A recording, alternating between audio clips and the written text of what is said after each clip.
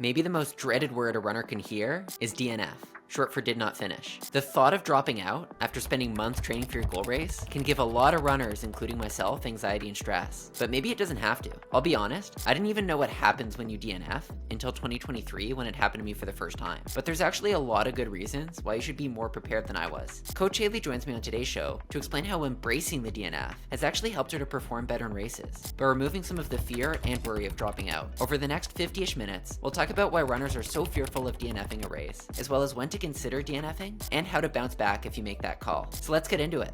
I think usually we have pretty positive topics on the show, Hayley, so I hope we don't scare any listeners away when we say that we're talking about DNFs, but how did you feel when you heard about this topic? Yeah, I mean, I think a DNF can be positive as well. I don't think it has to be all bad. I think I finished my first ultra over 50k in January after 2 attempts which resulted in a DNF, and I'm pretty sure that those DNFs contributed to it kind of going well eventually. So I think there's positives to DNFs, as I'm sure we'll get into, but I think we can definitely put a positive spin on this one. Yeah, so when we say DNFs, of course, we're talking about did not finish or you drop out of the race. Would love to hear what your experience of this, both overall, but in particular, I know you have one race where you actually ran over distance, but where you took a wrong turn. Does that technically count as a DNF? Yeah, it turns out it does, which, I mean, it was definitely DNF on the results list, which felt kind of cruel because, yes, I ran further and arguably a more challenging route than the actual race route. So, especially as that was like my first ultra, it kind of was rubbish to end up being DNF'd. But I mean, I still got a lot from that experience, and I still let myself be pretty proud of it because it was the furthest I'd ever ran by some way. So, definitely there was some kind of sadness and disappointment there, and that definitely affected me after. But there were definitely a lot of positives I could take from that one, and plus some learning experiences about being more cautious with looking at kind of the course beforehand and taking note of any places you could go wrong. So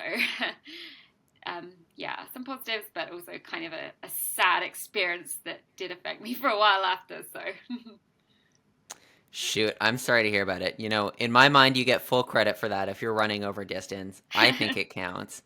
We're probably going to focus a little bit more on actually dropping out or not completing the race, but do you have any experience with that, or was that the first time you DNF'd when you took that wrong turn? Oh no, I've been running for 20 years, and maybe more than 20 years, and I have so many DNFs. I mean, I've done a lot of races, so percentage wise it's not very high. I mean, I've done a lot of races. I've been racing regularly since I was like 11, so I have so many DNFs, and as a proportion of the races I've done, it's probably not excessive, but just because of the number of races, it's high. So many different reasons, but also so many different kind of learnings that I took from them. So I definitely feel I'm qualified to talk about DNFs. Any that stand out in your mind? Definitely the getting lost experience. I think the ultra DNFs, of which there are 2, the getting lost, and when I twisted my ankle in an ultra last year, they stand out just because of the kind of hugeness of dropping out of an ultra, and that you might be 40 miles from the start. It's a real pain to get back. Plus, you can't do that many of them, so it's a real oh no, I put all this training into this one day. Just that one stands out to me. That one, I really feel that I had no choice in the matter, and I think I can take positives from that one as well, as I think you can from a lot of DNFs. But twists in my ankle, medical tent volunteers told me, it's not safe to continue. You could end up breaking it. To be honest, we're not even sure that it's not broken. It wasn't, thankfully. So I knew it wasn't safe to continue. In fact, I couldn't actually run. It was that painful. I was kind of hobbling along. And the awful thing about ultra DNFs is it kind of took me a few miles of hobbling to get to an aid station where it was safe to drop out. So that's always fun. But I know I made the right decision there, and that's always good when you know that you've made the right decision in a DNF, because you don't have to think, could I have done better? I can still think, could I have done something different? But it kind of led to a program of like strengthening the ankle for me and strength training and becoming better on technical trails. So always a learning experience. Yeah, that one stands out. I had a couple of marathon ones, they stand out as well. I think the ultra and the marathon ones stand out because it can be such a pain to get back to that, to get back to somewhere, you know. If you drop out in like a 5K or whatever, it's often not too bad to just kind of walk it back. But the longer races really add a challenge in that way. Yeah, so we'll come back to the piece about why you might drop out, but I actually was curious myself on this idea of what actually happens when you drop out of a race. I've only ever had to drop out of one race, and that was the Amsterdam Marathon, I guess fall 2023. And if I recall correctly, essentially they had like vehicles that would drive you to the start line, but they were only at the medical tents. So the closest one for me was like a 3 kilometer walk away, which is not ideal when you're kind of hobbling along, but better than having to walk. I think I was 22 kilometers into the race at that point. So pretty much, it's a long way either Yeah. way direction you're going. That's really funny because I've dropped out. I think I might have told you this before, Cory, but I've dropped out of the Amsterdam Marathon as well. It's bad luck. Yeah, don't do the Amsterdam Marathon. Oh no, it's a great race. Do it, but it is a great race. Yeah, it's hard to get as back much to as that maybe start. I've had a bad experience. Yeah, it's hard to get back. Is that typical? Well, yeah, that's very typical. I haven't dropped out of that many marathons. I'm making myself sound bad here, but it's more just due to the volume of marathons I've done. But the marathons I have dropped out, it's been exactly the same. It's kind of like just get yourself back, really. Like I've just, Amsterdam sort of using public transport and a bit of sort of walking / jogging to get back. Same with London when I dropped out of their public transport, really. So it's never easy, I think. Sorry, but when you say get there yourself, so in this instance, I still had a vehicle to take me back, even though I had to get to the nearest medical tent. Are you saying most races have nothing? Like you're fully responsible to find your own way back? I feel that they do have them. It's just not something that I kind of considered. Like I was lucky in this case that I was not injured and I was able to kind of walk around and I was not particularly ill. So it just didn't come up, honestly. Like the public transport network, so it was so good in both of those cases that it just seemed like the easiest thing to do.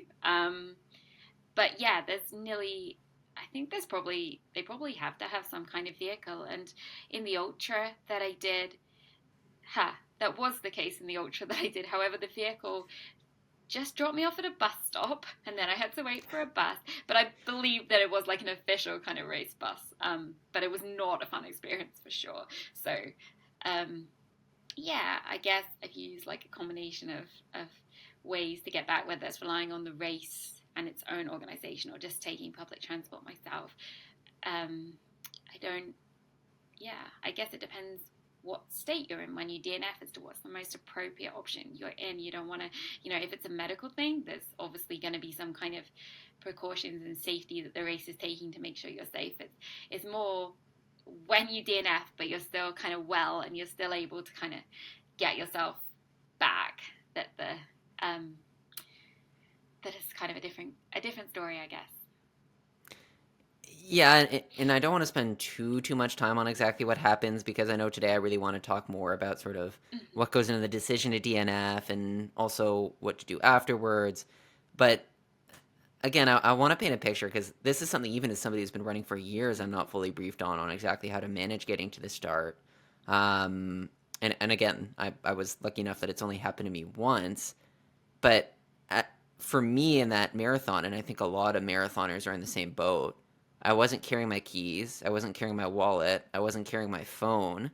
Maybe a little bit more common to carry more on you on an ultra, but if a race doesn't have a vehicle, like have you had to navigate the streets even in that situation and figure out how to get to the start? Yeah, I think the reason we're not sure about it is just because every race is different and every race has kind of different provisions. And if you read the kind of race guide and all that, it probably tells you quite clearly. But I think maybe we're optimistic and we never want to look at it in case of a DNF, which I've realised since doing ultras that it's a good idea to look at what happens in case of a DNF. But it was something I never thought of in like half marathons and marathons. So, yeah, I think you don't have anything on you, do you? I mean, I occasionally used to put like a little bit of money in a pocket or something for like a taxi or something, but not always. And I think what saved me when I dropped out the London Marathon is just that if you're a runner of the race, if you show your number, you get on the London Underground for free, plus a load of local knowledge. I was just able to use the tube to get back. But I remember in Amsterdam, without the local knowledge, not sure if they gave free travel. Possibly they did give free public transport. I'm not sure to the runners, but I remember it being a much more awful experience when you don't know the location, you don't know your way around. Like, I lived in London, I can navigate my way around quite well, know what tube stops to go to and everything, but it actually can be a bit scary, especially if you're well but not feeling 100%. If you dropped out due to like a GI issue, or you're very fatigued, it's actually kind of sometimes a bit of a horrible experience, I think. I remember being a little bit sort of anxious about it in Amsterdam and thinking, oh God, what's going to happen? Am I going to be okay? How am I going to get back? Sort of thing. Like, I assumed I would eventually, but it would, yeah, I think maybe we could do with putting more of our thinking and our prep into that, even though there's that element of, oh, I don't want to prepare for it because, would it make it more likely to happen? But I guess from a safety perspective, it can be quite helpful. Yeah, I think that applies in a lot of aspects of running where there's a lot that can go wrong, and it's more helpful to prepare for it than it is to Yeah. ignore it. But I know as we were talking before the show, or when I first approached you with the idea, you were saying that you're actually a big advocate for athletes embracing the DNF and being prepared for one. So given all we've just said about how it can be quite uncomfortable to be in that situation, why do you think so many runners are averse to DNFs, and why is it you feel that they maybe shouldn't be? Yeah, I think they often see it as kind of a bit of a failure because, we hear a lot of stories like in social media, online and things about, be tough, just finish at any cost. And that's the whole like go hard or go home mentality. And people kind of think that if they drop out, they failed in some way and they're not tough, and they see it as a reflection on them not having that mental resilience, perhaps. I think that's a big part of it, which is not right at all, in my opinion. I think it can be the kind of harder and more mentally tough decision to drop out sometimes. So I think that's a big part of it. I also think that, there's that investment side of things where you think, I've paid for all this, I've put in so much time training, I've sacrificed like time with family, going to things with friends to do all the training for this, and now I'm dropping out. And that can be especially worse if you said to people that you care about, like, I can't do this with you because I'm training for this race today, and then you feel almost like you're letting them down if you don't complete it. I know I felt like I'm letting people down if I drop out before, and that can feel horrible, because people will, in a very well-meaning way, say like, oh, you've got this, I know you can do it, you finish, go on, like, and then when you do drop out, you feel like you're letting them down, and it's a really horrible feeling. I've definitely had that happen quite a lot. I've had the situation where a friend has offered to pace me in a race and I've dropped out, and then you think, God, they've just, they've gone to that trouble of pacing me. I want to run well for them, especially if they're a really encouraging, enthusiastic friend, and they're going, come on, you can do it, and then you sort of drop out, and it feels horrible. Like, I think that comes into it quite a lot. And then, some people's families, like, I know my mum, for example, she always, she'll say to me before races, oh, you're tough, you can do this. She, some of my ultras, she's been like, oh, just finish at any cost. You can, like, because it's just how she thinks it should be. But I think it's not really right. And although they possibly don't know any better and they're well-meaning and everything, it's not the best thing to say to someone, because there are a lot of situations where DNF is the sensible option, and it is the toughest option, and it's the best option for your kind of longer term running. And just finish at all costs isn't really a helpful sort of mantra to have, or a helpful thing to say to someone, in my opinion. Okay, so you've just said it can be helpful. There's a lot of instances when you might want to Yeah. consider it. What are those examples, or when should you, as a runner, whatever the distance, consider DNFing? Yeah, so I guess probably one of the most important ones is if you do have an injury, or like a health concern that is actually dangerous for you and is going to cause you kind of long-term problems. There's just no sense in continuing in that situation. Like, for example, when I twisted my ankle, continuing to run on an ankle, I might have twisted it again. It might have actually broken. That could have been a sort of a really long time out, whereas stopping on that twisted ankle, I was back running in a couple of weeks. But it could have been so different if I tried to force through that, because I might have been able to. I might have been able to hobble my way at least a bit further, but what would I have gained from it, really? And that's an injury where it's getting worse. You can't run, you can't run as you like. You possibly are risking some long-term damage. There's just no sense in continuing there.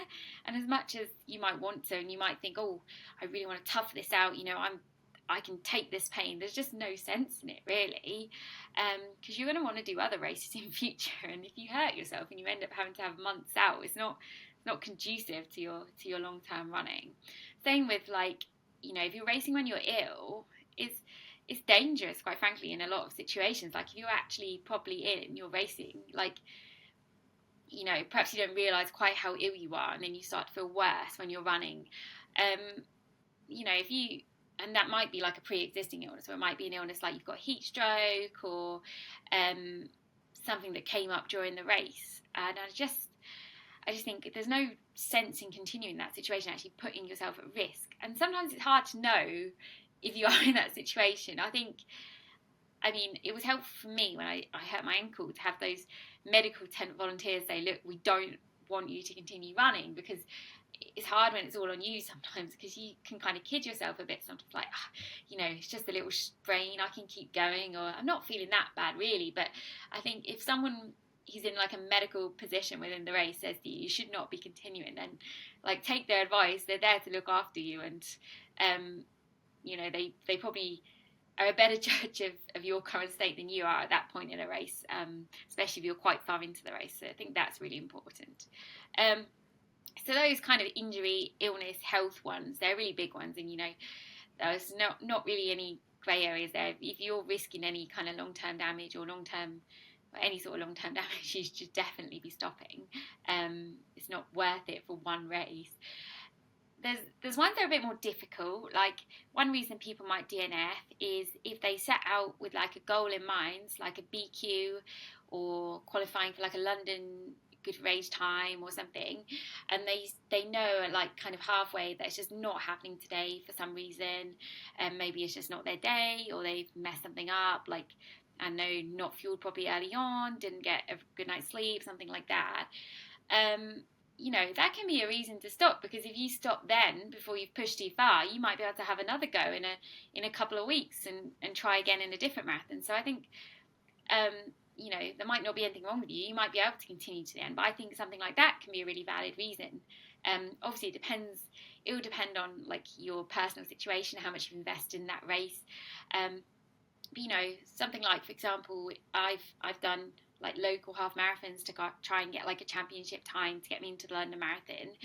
And I haven't really paid a lot for it or spent a lot of time getting there. And if you get to sort of 10k and you're like, wow, I'm never going to make it, I'm not on time for that time that I want, but there's a half marathon next week and I might be feeling better then because I've had a couple of late nights or whatever, then like it absolutely does make sense. It's not a failure to stop and just sort of say, okay, I'm going to stop this one, I'm going to try again. Like, that's like a really personal decision, and it depends what that race means to you and what your goals are going forward. But I think that can be a really valid reason too.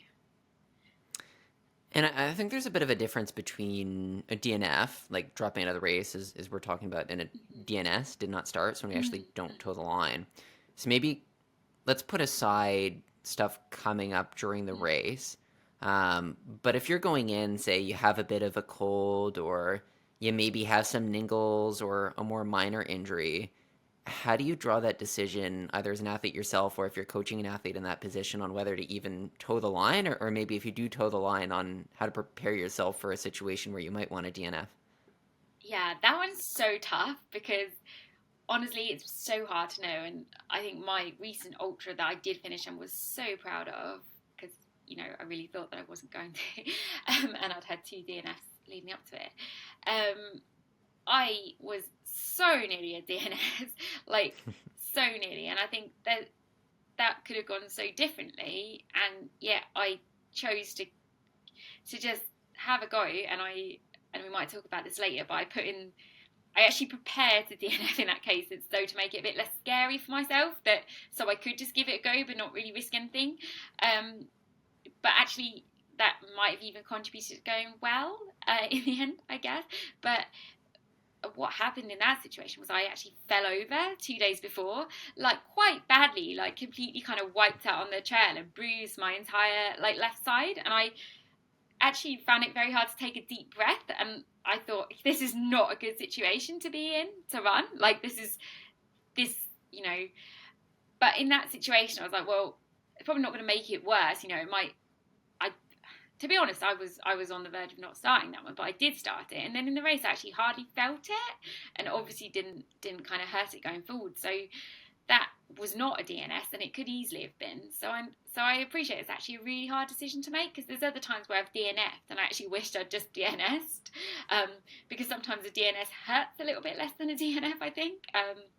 Obviously it varies, but I know that in the past when I've chosen to DNS from the start because I've been carrying a little cold or a little niggle, sometimes that's actually hurt a lot less than trying mentally, than actually starting the race and then ending up stopping, which can feel quite terrible, to be honest.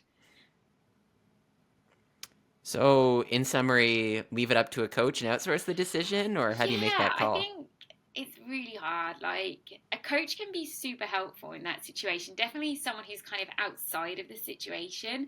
For me, I think it was my husband, because he could kind of see it in a more detached view. I was just panicking and thinking, oh God, what if I can't run? You know, it's like quite remote terrain. I don't want to drop out. And that was kind of when we talked through maybe some strategies for dropping out safely if it did feel too painful. But also drawing on kind of past experiences where I'd had things like that, and then actually, because you're not really, although you obviously you're using your breathing muscles to run, but because there's so many other kind of things going on, perhaps you don't really feel it too much. If something had been broken or actually damaged, you know, that would have been a different story. But kind of surface bruising and all that is possibly something that it you know, is probably not going to cause any longer term damage apart from being a bit painful. So it's about, you know, thinking what is the worst case scenario here.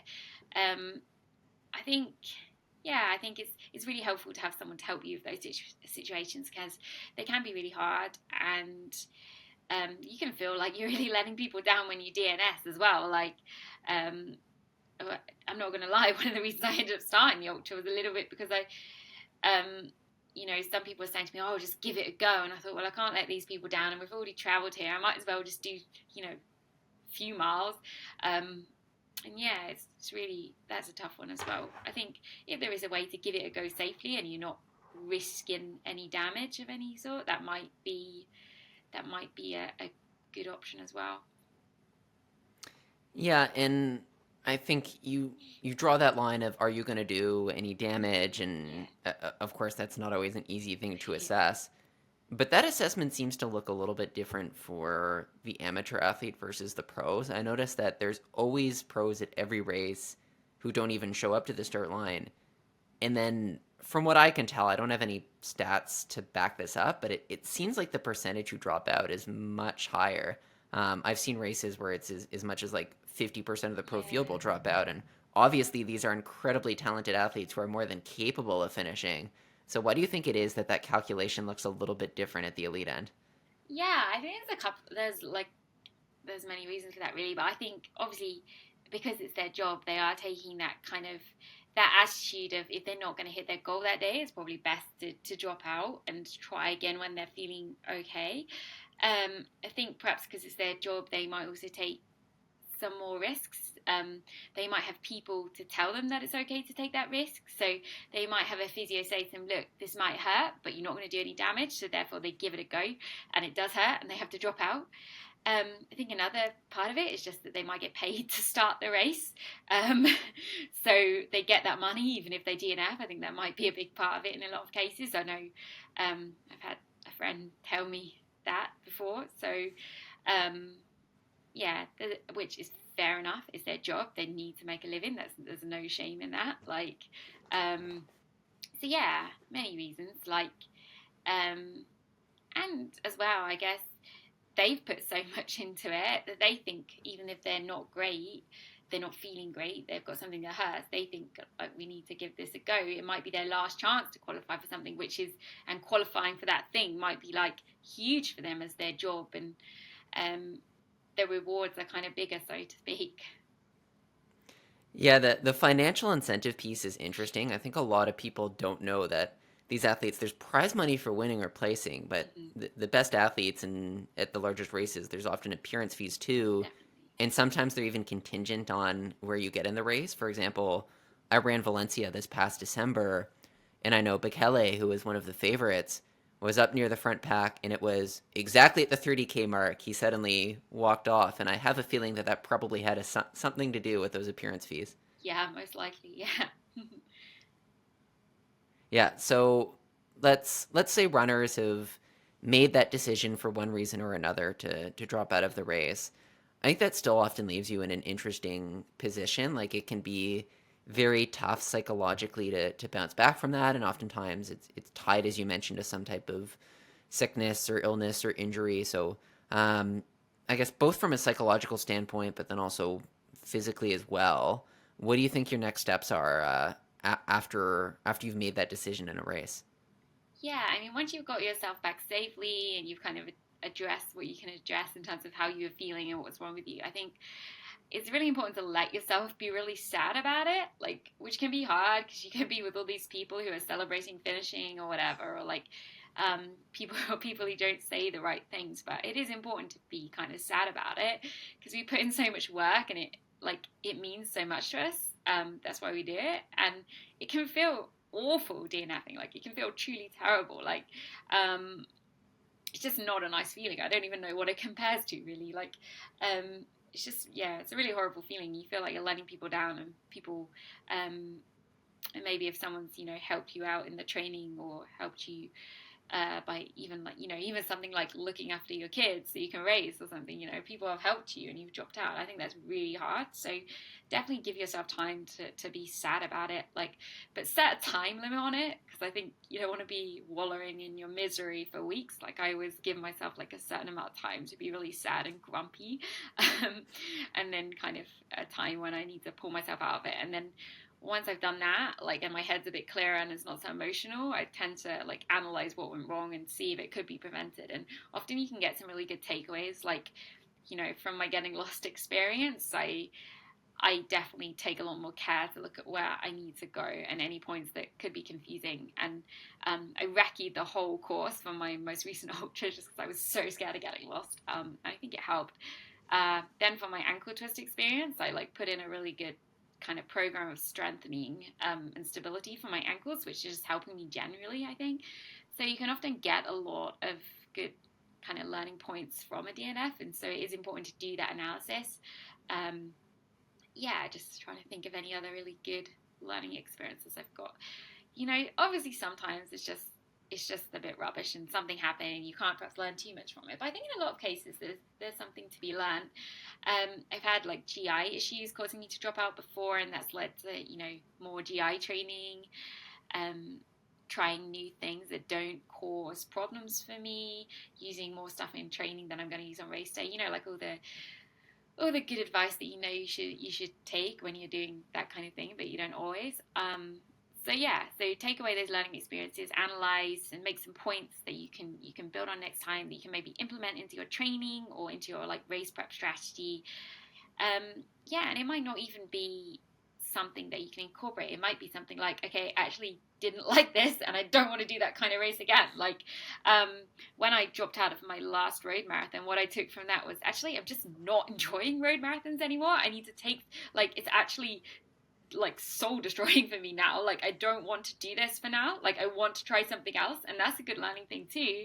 And it was a great learning point, because otherwise I think if I hadn't had the experience I might have just kept trying with the road running and not really getting much from it, and actually feeling kind of unhappy about it and not enjoying it. And actually I've had a great couple of years since then doing some trail racing and ultra marathons, so even something like that can be a good learning experience, whether that's something like go to the physio and work out why this is getting injured, or I need to do this in training. You know, there's so much you can learn. So yeah, I think that's really important too. And then, you know, once it's kind of sensible to do so, get back into training, kind of get back on the horse. That's actually really helpful. I think just, you know, make sure you do take that time to be sad and to analyze, but getting back in training and having another goal to work on is actually really good therapy, I think.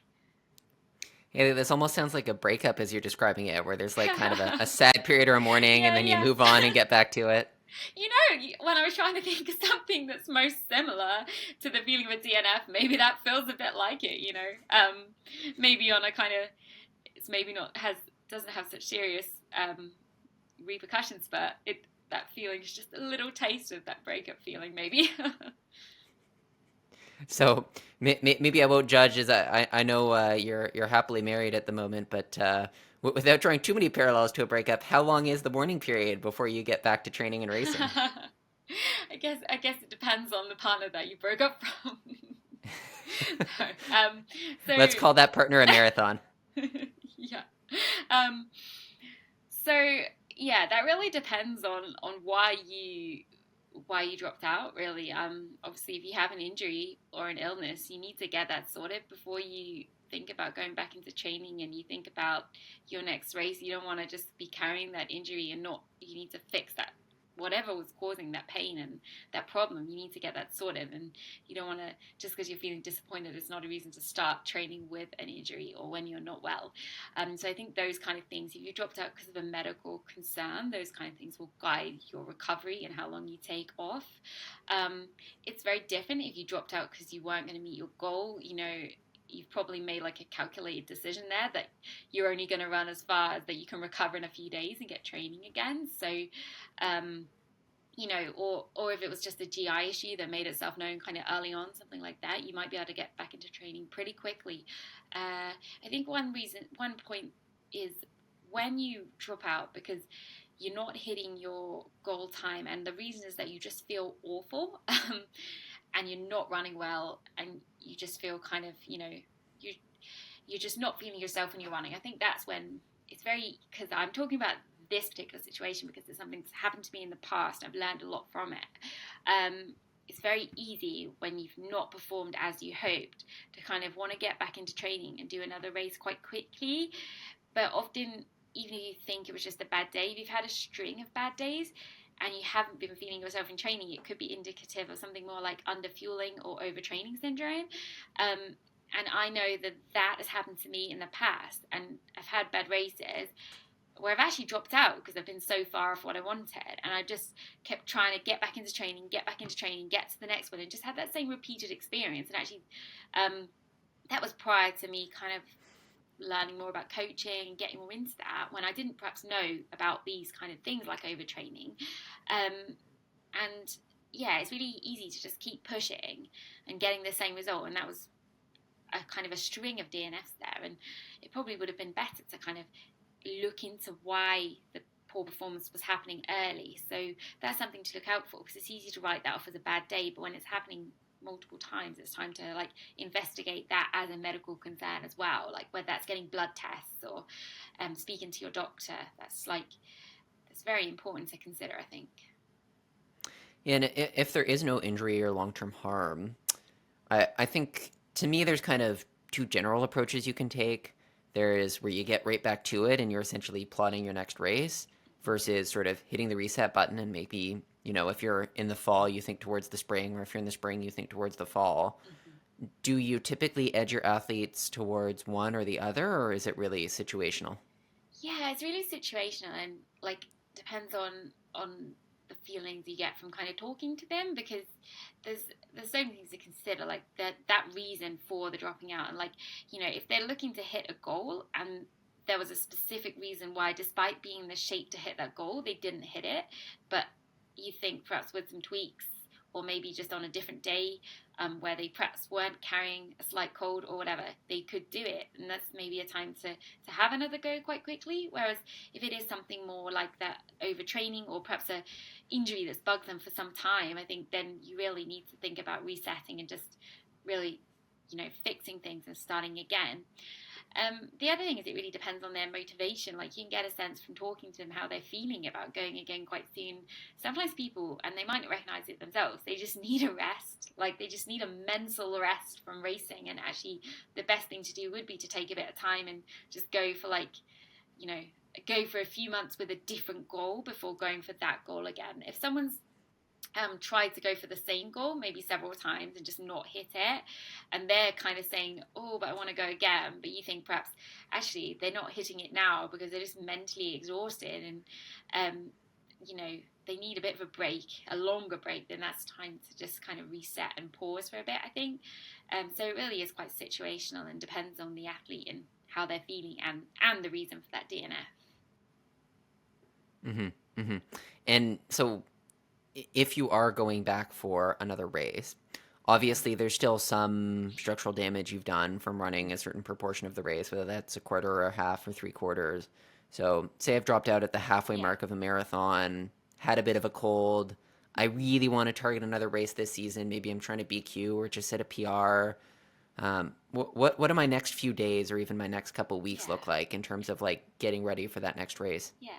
So I think this has changed a bit in more like recent years since we've had the super shoes, and people generally fuel a lot more. I think the damage that is done is perhaps a bit less, and people bounce back a lot quicker, especially as super shoes. You know, they're kind of protecting the body a bit better, and perhaps people aren't so beat up. So I think my advice is probably a bit different to what it used to be, where if you run like a half marathon at marathon pace, I'd be like, okay, you probably need to be careful for like a little bit. I think it's more like now just see how people respond, like give them some like maybe like 3 rest days or whatever, but then get back into easy running quite quickly and just see how the body's responding. Things like strides can be really helpful. You know, again, it's quite individual, because people recover at different rates, and it will depend on things like how well they were able to fuel in it, and how much that kind of took out of them, and maybe their background mileage, because that's going to determine how much of an effort that really was for them. But you could, in a lot of cases, you can probably just treat it like, if they're sort of healthy in themselves, and that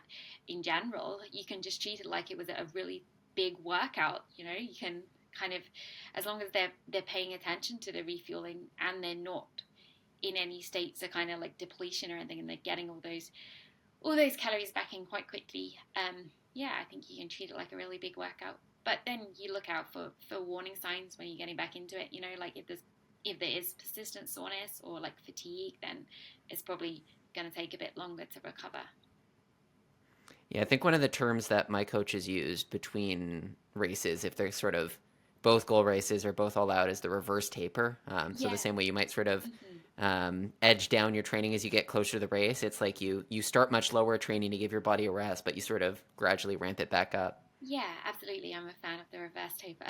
I think of it as that when I recover from ultras. You know, I kind of start with that kind of gradual easy running, and then adding strides. And I think just adding like non draining speed workouts like strides, maybe like bigger sets of strides or whatever, like you know, or just faster surges quite early on can be really good in kind of getting the nervous system feeling good again, and also assessing where the body's at. So I don't tend to hold back with introducing faster stuff, as long as it's not like high volumes of faster stuff. I think that can actually be helpful in the recovery process, especially things like strides and surges. But I don't like them to get back into longer runs so quickly. I think that's something to be more aware of. Say you took the really aggressive approach and you were gonna try again in like 2 weeks. Would you Yeah. do any long runs in between, or do you focus entirely on recovery and just getting in a few strides?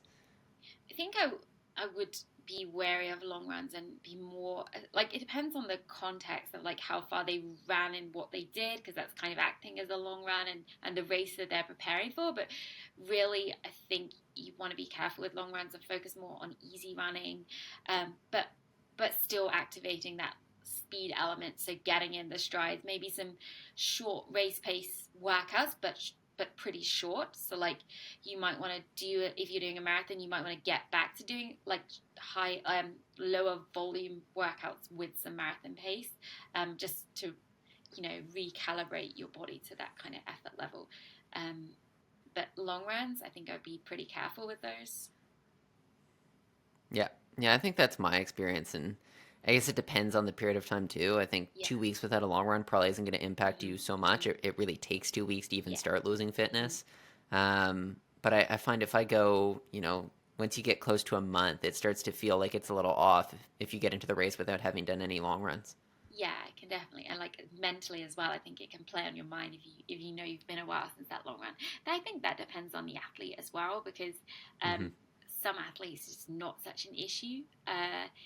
Like I feel like in particular some female athletes they just don't need the long runs as much. I think myself would be a good example of this. I can go quite a long time without a long run and still feel okay as long as I'm getting in kind of um, some harder, some kind of spices of harder running. But I think some people need those long runs more than others, and it's about like um, looking at the athlete's specific kind of sort of situation and their strengths and weaknesses too.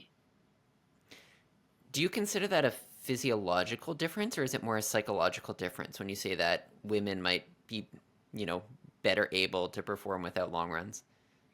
Yeah, I think it's kind of a bit of both. I mean, I'm actually not aware of, any research on that. It's just a feeling I kind of got from coaching different athletes. Hmm. I think it might be, yeah, a bit of both. I know for myself, it's kind of a self-fulfilling thing because I think, I don't need too many long runs and that I um, feel okay, and I think as well the background of mileage. If someone's run a lot of mileage in the past and their general mileage is high, those long runs become less important.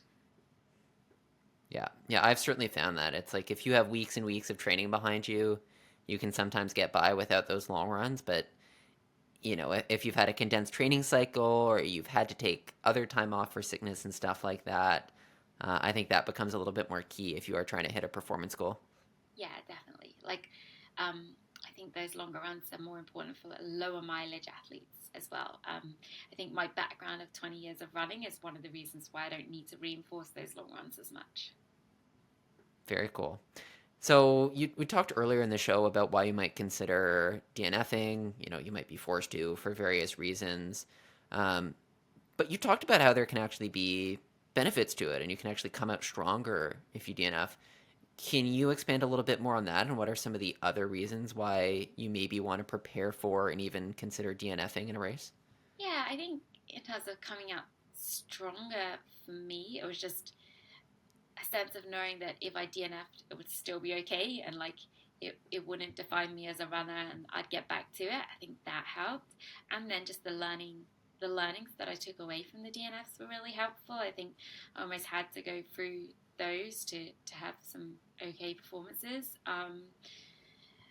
But then I think preparing for the DNF is kind of something which really has helped me and something that I might like talk to athletes a bit more in like pre-race calls and that without without making it seem like I expect it or that it's kind of a desirable outcome mostly. But um, with the ultra I did, I sort of realized with the previous ultras I'd almost been worried about those DNFs because I was thinking, how would I get back? Would I be kind of on my own in like a remote area? Um, so really, I just got a friend to come to my most recent ultra with me and like to appear at certain points, um, knowing that they could kind of pick me up and sort of save me if I DNF'd. And I think that can be really helpful because a lot of time in a longer race like a marathon or an ultra, you might get to a point where you think like you don't know if you can make it. You don't know if something's going to become an issue. But there's a safe point where you can drop out, like an aid station. You think rather than continuing, and like then you might drop out somewhere risky. It's best to just kind of drop out at that point.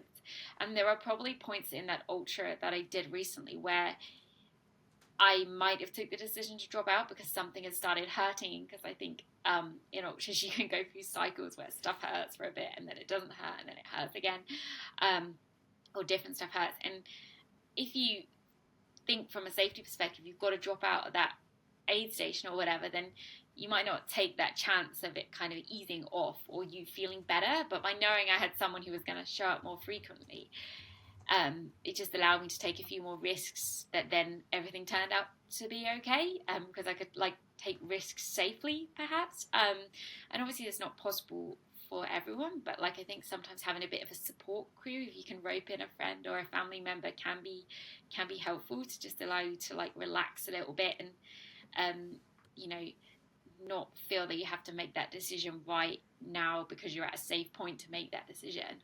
And I don't know whether that's more like something that just helped me, but I think I could see how it could be useful for athletes to take a bit more of a chance if something seems to be going wrong and you're not sure if you can rescue it or not.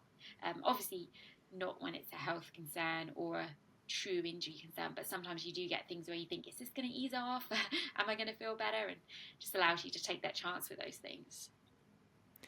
Yeah, I don't want to twist your words, but just to kind of paraphrase or interpret what you said, it sounds like whereas a lot of runners are maybe afraid to prepare for the DNF and they worry that it will hinder them to have that safety net, you're saying you found it almost liberating in that it allowed you to perform better knowing that you had that support. Is that fair?